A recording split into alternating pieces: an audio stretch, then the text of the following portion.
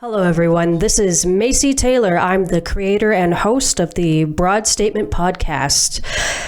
To tell you a little bit about myself, I'm a stand-up comedian based out of Calgary, Alberta, and I decided to take my curiosity and sense of humor to the airwaves because if I didn't, I'd annoy all my friends with late-night phone calls about nonsense.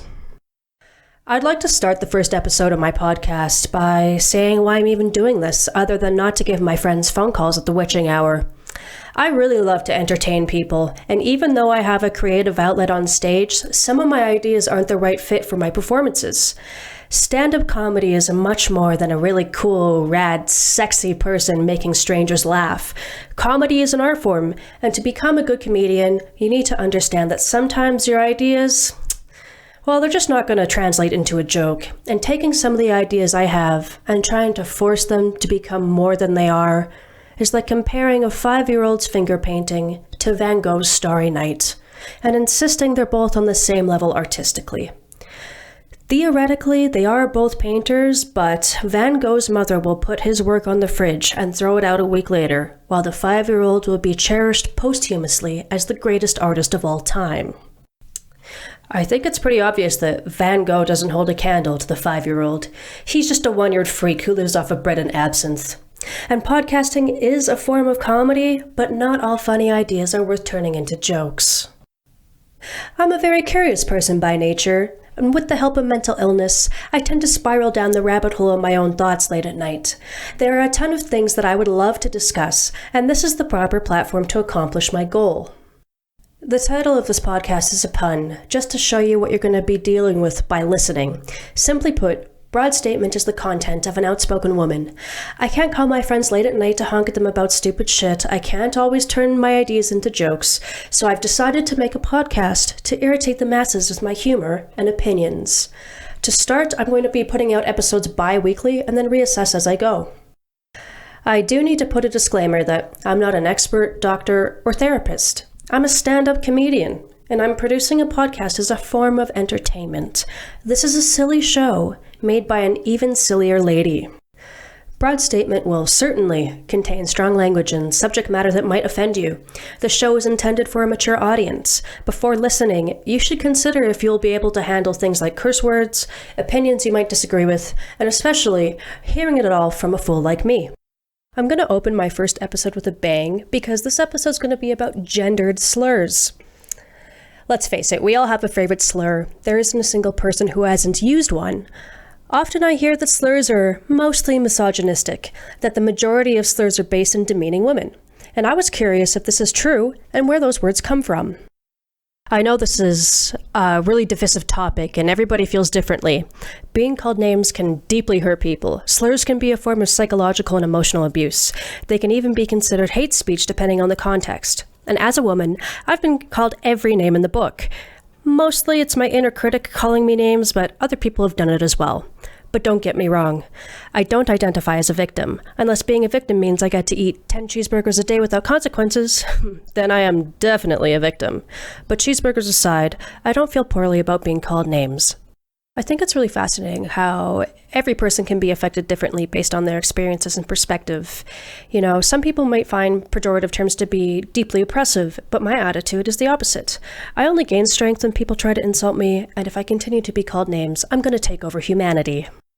I thought a lot about how I wanted to present this topic, so I spent a lot of time looking up things like the etymology of certain words, recaps from language studies about gender derogatory terms, and I found some pretty interesting stuff. I will say though, if you're feeling sensitive today or aren't interested in hearing me say things like bitch, cunt, slut, cum dumpster, broad, strumpet, and whore, and other terms over and over and over again like my life depends on it, now is the time to tune out. I'm going to jump into this topic with a couple of studies. If you want to check them out, I'll leave the citations in the show notes. The first is Gender-Linked Derogatory Terms by Deborah James. This study was published in 1998 and was conducted at the University of Toronto. Deborah states her objective by writing, "No systematic analysis has been made of derogatory terms used exclusively or primarily to refer to men, and few studies have examined how women and men differ in their own use of derogatory terms." This really caught my eye because the focus of other studies is based on derogatory terms exclusively for women. I'm sure we've all had to listen to a crusty lady with armpit hair explain why the majority of slurs are rooted in misogyny. Slurs are the basis of oppressive language, yet the argument is typically one-sided. And that argument being that women have significantly more insults derived from their class or status in society than men. This study interested me because the author wanted to find the happy medium of insults. If there are offensive terms for women, then there are also offensive terms for men. Slurs for men are valued at 70 cents for every dollar's worth for women. So let's shatter the glass ceiling and make insults equal across the board. In 1995, Deborah asked students in a course on language and gender to come up with examples of the use of derogatory terms that they thought were for men and women, and to provide a description of the context in which each example is used. The class was composed of 80 female and 12 male students. The class was then divided into groups of 4 to produce further terms, and each group wrote a report on all of the terms collected. Of these terms, 15 of them were collected from different semantic areas and used for a questionnaire. The questionnaire was given to 125 students who were not in the class but attended the University of Toronto. This group consisted of 90 women and 35 men ranging from 18 to 30 years of age. The respondents were asked 6 questions. Are you familiar with the term? Is the instant image that comes to mind male or female? How commonly or frequently do you think this term is used to refer to females and males? Do you use this term yourself? How commonly or frequently do you believe you use this term to refer to either female or males? And would you use this as a friendly or affectionate term when addressing a good friend? Before I go on, there's something I want to address. You might be wondering why I'm making a comedy podcast when all I'm doing is reading from studies. Here's the thing. I really give a damn about the content I'm making. I don't want you to think I'm making assumptions or bullshitting. I care a lot about the podcast I'm making and want to give the listeners a polished product. Maybe some of this kind of just seems like semantic bullshit that doesn't really matter, but you know what? It really fucking matters to me, and you're choosing to listen. So buckle the fuck up, or don't listen. I don't know what else to tell you. Just, you're either on this ride, or you're fucking not. So decide if you want to be on this ride, or get the fuck out of here. I think I already bored you with the semantics of the study, so I'll conclude by summarizing the biases. When the number of terms is considered, there were likely more terms for men than women, due to the fact that there were simply more women in the class. In the brainstorming sessions, there were significantly more derogatory terms for men than for women. 343 terms were listed by one group of students for men, but only 206 were listed for women. However, this does challenge the antiquated belief that there are consistently more slurs for women than men. The primarily female referential terms were old hag, bitch, slut, airhead, douchebag, and dog isn't ugly, while primarily male referential terms are slimeball, asshole, dog is in promiscuous, jerk, geek, wuss, pipsqueak, loser, and idiot. Looking at the data, dog was used for both men and women, but the implications were different. If you call a woman a dog, you're saying she's ugly, but if you call a man a dog, you're saying he's promiscuous. When I think of men being called dogs, it's almost charming, like you're saying he's a rascal or a scoundrel. It's kind of silly to call a man a dog. Of course, he would be a dog. He's a man after all. But for women, being called a dog is a way to shame a woman for being ugly. If a woman is a dog, then she's non-human. She's lesser than other, prettier women. The insult for women is usually something she can't change about her appearance, while for men it's behavioral. I was pretty surprised when I saw that douchebag was a term for women, because I have never known a woman who was a douchebag. When I think of the term, I don't think of Mary, I think of Marty, and we all know that Marty is a massive douche. This goes to show how much terms change over time, and that insults are more than gender-specific. Slurs adhere to current cultural trends as well. I definitely don't think douchebag is a term for women, and wonder if the results of the study would change by today's standards. Further into the study, there is another list of derogatory terms for men and women that are separated into further semantic categories based on gender characteristics. These terms had a wide range of meaning. They could be classified into multiple categories as there are multiple interpretations of the words. For female referential terms, there are 7 categories. First is promiscuous/prostitute/sexually aggressive, and the terms included are bunny, chippy, gunner, dirtbag, hoe, hoochie, hussy, lolita, skag, skank, skeezer, slut, tart, and whore. Second is terms that do not denigrate any particular characteristic, but that are generally perceived by women as demeaning and diminishing. Further broken down into A, extremely demeaning, and B, more mildly demeaning. A being sex object, of which terms are bearded clam, beef, cunt, gash, good wool, whole, pie, piece, piece of ass, piece of meat, pussy, scully, slash, snatch, and twat. B being other general terms for women, which are baba, rama, babe, blouse and skirt, bombshell, broad, chick, chickie, dame, fluff, fox, heifer, skirt, and wench. Third category is unattractive, which includes overweight, cow, dog, douchebag, horse, hosebag, old hag, pig, porker, prune face, and thunder thighs. Category 4 is mistreats others. Some terms imply aggressive, particularly towards men, like ball breaker, ball buster, ball cutter, battle axe, bitch, biter, cow, cunt, douchebag, nag, old bag, old bit, old hag, shrew, snatch face, tit, twat, and witch. Category 5 is brainless, as in airhead, Barbie, bimbo, bubble brain, bubblehead, dingaling, dingbat, ditz, dumb bunny, fluff, hairbrain, and spa cadet. I've never heard that. Why is that an insult? If you're going to the spa, it means you have money.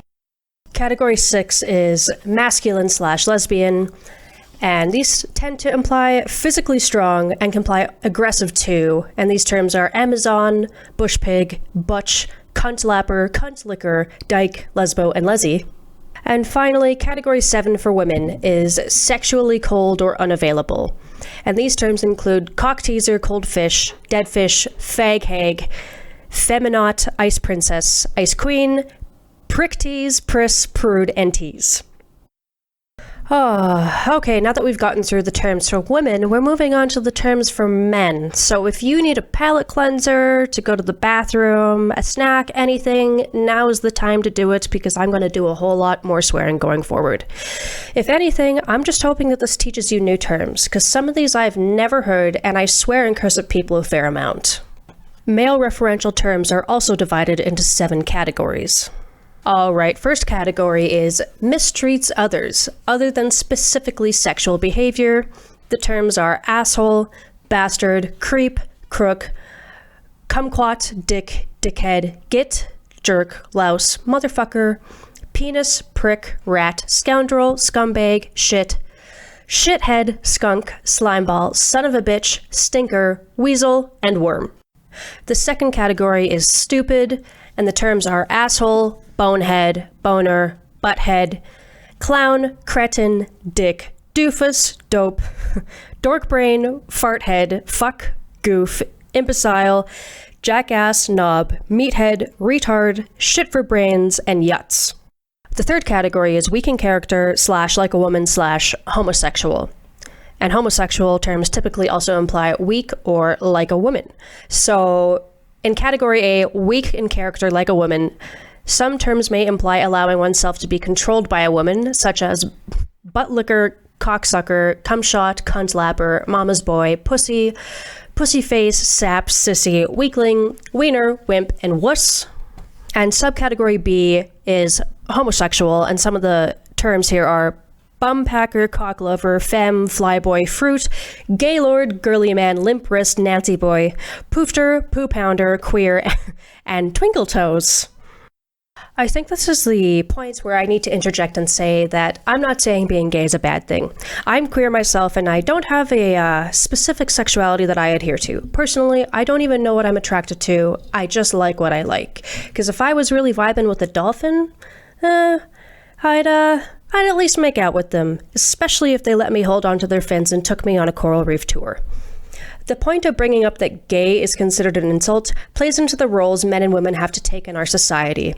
You can only be masculine if you're straight. If you're gay, you're a lesser man. If you're a woman, you can only be feminine if you're straight. If you're gay, you're a lesser woman, and may as well be a man. I strongly disagree with this sentiment personally, as I believe you can be whoever you want. I'm simply articulating what the implications are of using gay as an insult. Okay, moving on to category 4, sexual behavior offensive to women, including sexual predator, harasser, and promiscuous male. So some of these terms are creep, dog, hornball, horn dog, lecher, octopus, old goat, pig, rat, sex freak, sleazeball, slimeball, stud, swine, and womanizer. Category 5 is socially inept, and the terms are brainiac, doofus, dork, dweeb, egghead, nerd, pencil-necked geek, reject, I can't even pronounce this one, so I'm not even going to say it. Anyways, science wonk, wally, and weenie.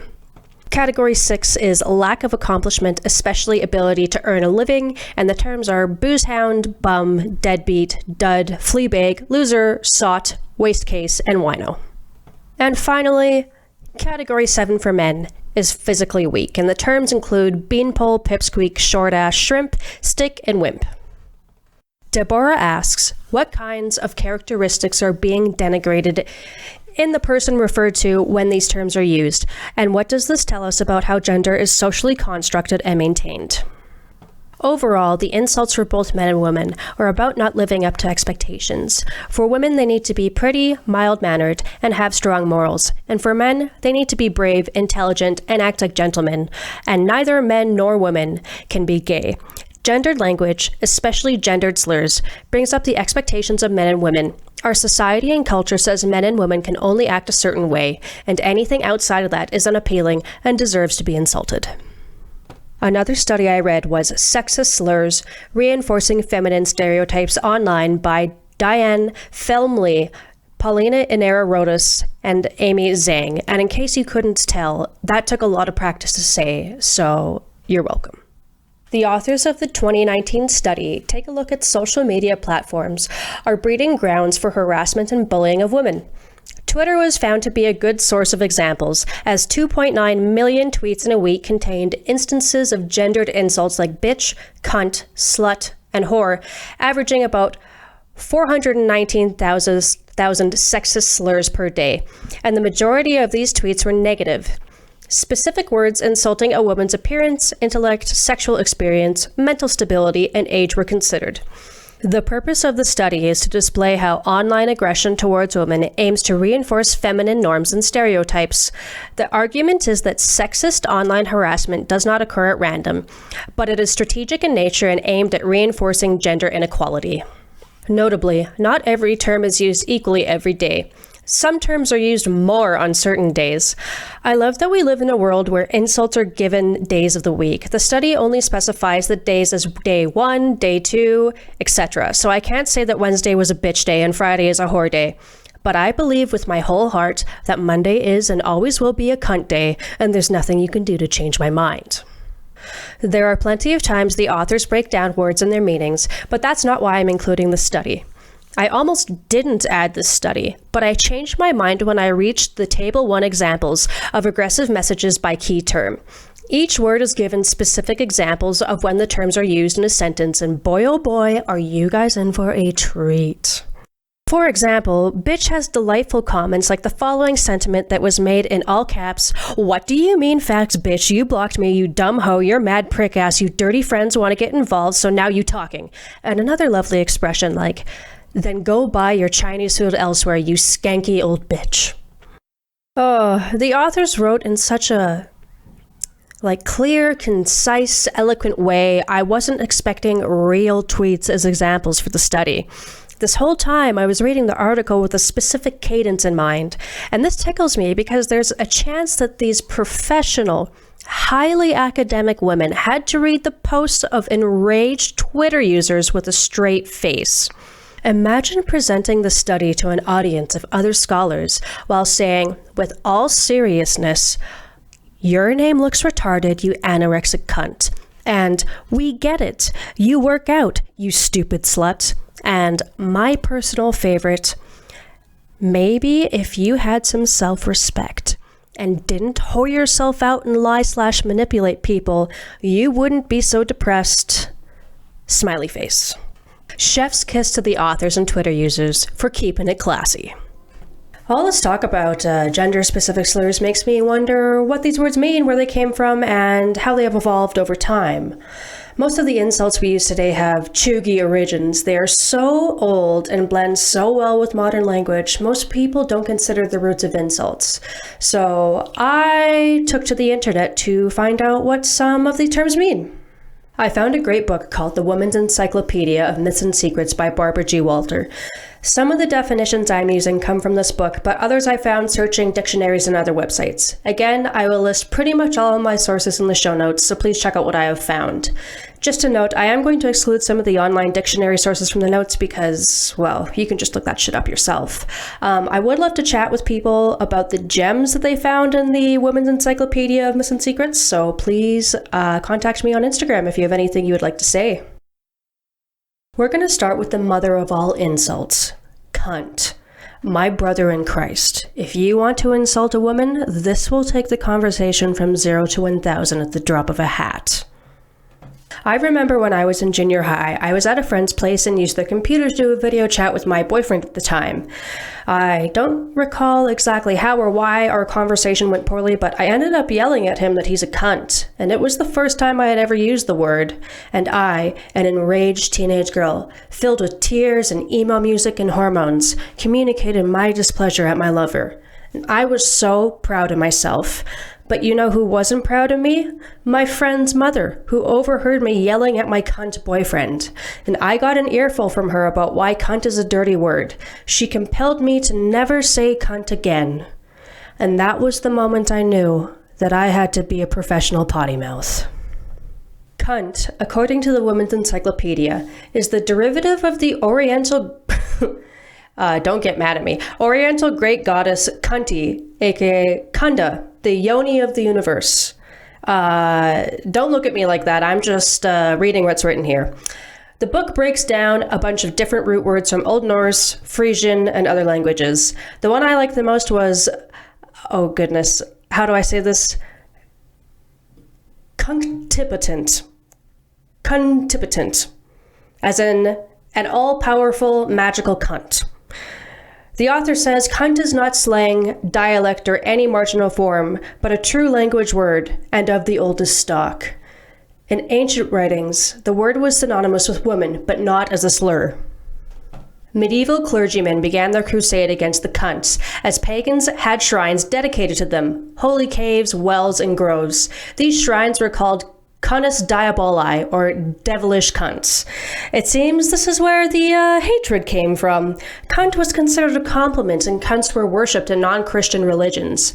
But, you know, we all know how this story goes. When a white guy gets upset, everybody has to be upset. He can't let us enjoy our cunts in peace. Witches were burned, and cunt turned into an insult. But you know, who says it has to stay that way?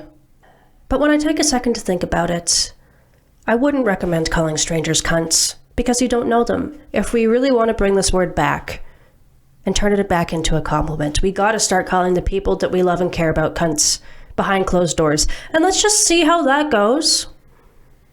You know, if the reception is positive, we can maybe start to extend it to like acquaintances and then eventually strangers. So don't get the wrong idea. If you listen to this podcast and you don't know me and you walked up to me and you called me a cunt, I'm not going to like that very much. So when I say let's take it back, I mean like slowly over time. Don't just start calling random women cunts. All right, bitch is another gem of an insult, and this became a saucy word in Christian Europe because it was one of the most sacred titles of the goddess Artemis Diana, leader of the... Oh, God, I can't with some of these words, so you guys are going to have to be patient with me. She was the leader of the Scythian hunting dogs. That is Scythian for anybody who wants to look this up. This bitch was known among many different cultures and was always the pack leader. In Christian terms, son of a bitch was considered insulting, not because it meant dog, but because it referred to the spiritual son of the pagan goddess.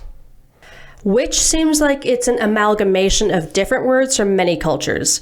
Witches usually had metaphorical titles, such as stick rider, one with the evil eye, one who gathers herbs, screech owl, keeper of an ointment box, wise woman, night monster, poisoner, and evildoer. There are many more derivatives, so I suggest you read the book that I mentioned, the Women's Encyclopedia. Early medieval England had female clan leaders who were exercised matriarchal rights, law-giving, and law enforcement. They were referred to as judges who were witches. Patriarchal religions squashed the power of female elders in their clans by calling them witches in order to dispose of them. Any unusual ability in a woman instantly raised a charge of witchcraft. Allegedly, the Witch of Newbury was murdered by a group of soldiers because she knew how to go surfing on the river. And I mean, how could they not? Like, the Witch of Newbury saw these soldiers and wanted to show these dudes something tubular. They probably saw her smoking a doobie and wearing Uggs in the summer and knew that she had to be stopped. Oh, I don't know. This, doing the research for the term witch, just was kind of crazy to me because I love all things spooky, including witchcraft. Witch just seems like another classic example of weak men turning powerful women into their scapegoats. Like, witches didn't even need to confess to being a witch to be persecuted and killed. Men would create these insane tells of how to spot a witch. These tells would be based on things like hair color and beauty marks, which is just fucking stupid. How can you tell the difference between beautiful red hair and a witch's red hair? You can't, because you're a fucking idiot.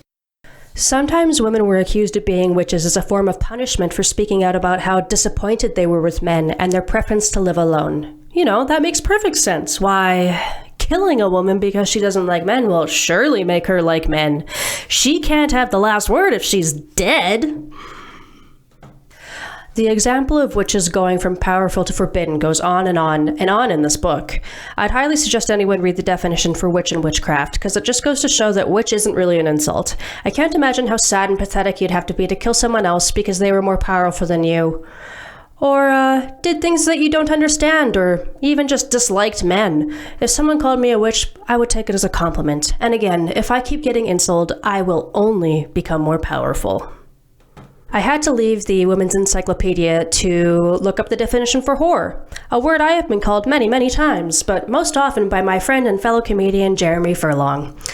Today the term means promiscuous or someone who accepts money in exchange for sex, but back in the day, this word meant things like love, someone with desires, a friend, and dear. The modern spelling came about in the 16th century. As most words are in the English language, there were some elements of Greek, Latin, and Irish words that were similar, and they all got smashed together to make whore. And despite having its roots in something positive, it seems like this is never going to be a compliment. I'm going to turn to other sources than the Women's Encyclopedia for the last few female derogatory terms that I have here. Twat is slang for a woman's genitals, or conversely, a stupid or annoying person if you're British. Strumpet is a female prostitute that popped up in the 14th century, and again, chuggy, but fun to say. Old bat, I think that's pretty straightforward. It refers to an elderly woman who is silly, annoying, or unpleasant. Slut was always a dirty word, but more in a figurative sense. In the 1600s, slut meant a messy, dirty, or untidy woman or girl. It was frequently used for kitchen maids and servant girls. However, as time went on, it was associated with women who had loose morals. In the 19th century in England, slut retained something of its original meaning, so much that garbage cans were called slut holes. Garbage cans. And my mouth. Oh, and with that being said, I think that this is the perfect segue into the only term on this list that is truly gender neutral. Cum dumpster. Because you don't have to be a woman to gargle cum, you can be any gender you want. And I identify as an enigma who gargles cum. A mysterious jizz slut hole. Moving along. Okay, so this next term is simply put, woman. And this is the one that made me laugh the most out of all of the terms, because it doesn't even mean anything super bad. You just have to say it with a certain conviction. Because when it comes to insults, tone is everything. Any word can be insulting. You just have to say it with a little sass. Okay, so we're going to come to the final term for women on this list, and that word is broad. Broad is a term that first appeared in 1911 as a metaphor for meal ticket, referencing the relationship between a woman and her pimp, which also tied the term to women with loose morals. And it became popular again in the 1930s because broad was a term for a slab of meat with a hole in it. With all of the research that I've done, and also tons of other people who have done plenty more research than I, it seems like a lot of the insults for women come from men being unable to handle a woman's power and sexuality. So insults are created to try to control women, but I don't know, that just seems plain silly, because men will never be able to control us. It seems like a lot of deflection. And I've come to that conclusion because I've thought a lot about how men and women not only interact with each other, but how they interact with the way that they perceive and experience the world. And it seems like men are far more willing to go the distance to try to get laid than women. Here's the thing. I'm not gonna build a bridge or conquer a mountain or construct a fucking railroad to get dick. Okay? I'm not even gonna lift a finger to download a dating app. But men will build bridges, sail across the seas, conquer mountains, and construct railroads to get pussy. Men will figure out a way to fly through time and space to get laid, and then insult women when they feel ashamed of themselves. Which, you know what, guys? That's not very Kundalini. And in all of the time that men have been hating women, they could have just stopped to maybe have a moment of introspection and see where all that hatred is coming from. Well, after all of these fantastic female gendered insults, I was interested in seeing what some of the definitions for male gendered insults brought up.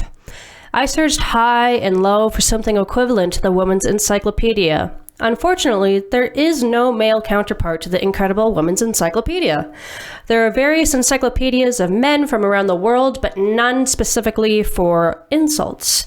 Incredibly, men are studied in more of an anthropological way than women. You know, maybe it's because men are, considered to be human beings. You'd want to think women would get more respect from men, because men have been murdering us and trying to wipe women off the face of the planet for thousands of years, but we just keep surviving. High five, women! Before I dive into it, I'll start by saying some of these terms can be interchangeable for women, but mostly these are terms for men. The first word is cuck. This is the male C word, and almost as offensive to men as another C word, consent. And if you got mad at that joke, then you're a fucking cuck. Originally, a cuckold was a man whose wife was sexually unfaithful. More modern definitions are of a man who enjoys to watch his wife get fucked by other men, and the alt-right insult cuck means a weak or servile man with moderate or progressive political views. Beta male is a pretty straightforward insult for men. Urban Dictionary defines this term as a man who lacks masculine energy and adopts feminine characteristics, often faces problems or confrontations passive-aggressively, and is often taken advantage of due to his nice guy persona. Dickhead is a stupid, contemptible, or annoying man, or someone who treats people unfairly for no reason. A neckbeard is a man who is socially inept and physically unappealing, especially one who has an obsessive interest in computing. I don't think you can get much more specific than that. But to me, the truest characteristic of a neckbeard, in my opinion, is pretentiousness. Because if you dare speak to a neckbeard, they will quickly tell you why everything you think is wrong and dismiss any real form of connection and conversation. Neckbeard is particularly insulting because the implication is that this man desires the companionship of others, but self-sabotages because he's a fucking know-it-all. Being a neckbeard means that you are stuck in a perpetual loop of dissatisfaction of yourself and others as a result of your inability to be introspective about your behavior. Incel literally means involuntary celibate. Men of varying ages, but typically young men who are teenagers or in their early 20s, who are considered unattractive to the point that they can't get laid. The caveat of this insult is similar to neckbeard in that it pertains to behavior over physical appearance. And before my male fans sick a hashtag on me, I'm basing this definition not only on my research, but also having known legitimate incels. When I have spoken to men who consider themselves to be reformed incels, the perception was that they believed that they were unattractive and lacked skills to attain a sexual relationship. But once they went through therapy, they were able to contemplate how their behavior and attitude towards women was preventing them from attaining their goals. Himbo is a term that I think a lot of us started hearing in the 90s, at least, and refers to an attractive but unintelligent man. Asshole is definitely a gender-neutral term, but more often men get pegged with this insult. An asshole is a stupid and irritating person, one who does things simply to piss other people off. Prick is one of the oldest male insults in the book, dating back to Shakespearean times. A prick is a spiteful, despicable man, but can also be used as a tongue-in-cheek compliment. Jerk is an annoyingly stupid or foolish person who acts without consideration for others. A loser is Beck, and we clearly didn't kill him because he's still making records. And the insult means someone who is known for losing or an incompetent, disappointing man. Sissy is a man who is effeminate or cowardly. And to end this list off, I'm going to use wuss. And that means a weak or ineffectual man, someone who fails to do something because they are scared or lack confidence. Again, like women, I can kind of see a pattern here with some of the male insults. Usually, the insults for men are behavioral. Something that they maybe perhaps could change about themselves, but usually, for the most part, won't. That or insults for men are based on being lesser than other men, or conversely, that they are too much like women. And that doesn't make a lot of sense to me because I think men could improve themselves by trying to be a little bit more like women. You know, women are like intuitive, sensual, wise creatures who carry the fate of humanity in our hands. And the only way you could insult someone by saying they're a sissy is that you're comparing them to a woman. But women are not fucking sissies. Because every person in the world is alive because of a woman. A woman who carried you in her belly for nearly a year, having her organs crushed, ribs kicked, and pissing herself from the pressure of you growing, just to have her body rip in half at the pussy so that you, an ingrate, could be a person. If men had the same responsibilities as women, none of us would exist. So really, if you're saying that a man is a sissy, you're not saying that he's a woman, you're saying that he's a man.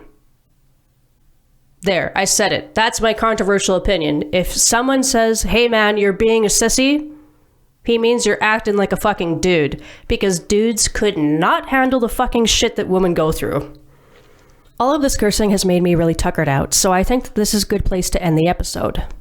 If you like the content I make, please like, follow, subscribe, and share my podcast with your friends. You can also follow me on Instagram. My tag is @broadstatements, and the link to my page is in the show notes. If you enjoyed listening to me breathe heavily and talk quietly, you can support me by subscribing to my Patreon.